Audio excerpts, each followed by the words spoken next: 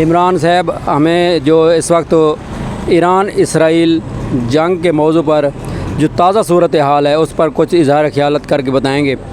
یہاں پر میں صرف اتنا ہی کہنا چاہوں گا کہ اپنی ملت پر قیاس اقوام مغرب سے نہ کر، خاص ہے ترکیب میں قوم رسول ہاشمی۔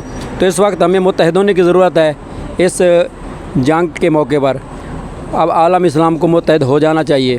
کیا کہنا چاہیں گے عمران صاحب آپ؟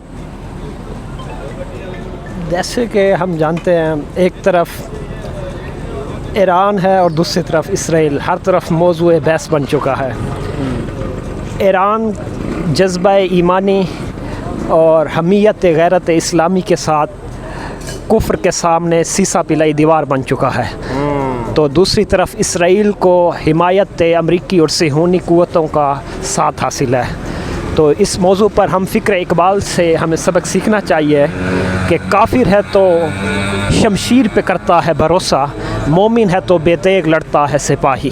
واہ، کافر ہے تو شمشیر پہ کرتا ہے بھروسہ۔ صحیح کہا، بالکل انہوں نے ٹھیک کہا کہ یہ کفار ہیں، یہ اپنے ہتھیاروں اور اس پہ ناز کرتے ہیں۔ ہمارے پاس تو جذبہ ایمانی ہے اور یہی جذبہ ایمانی ہی ہمیں یہ جنگ جتوائے گا۔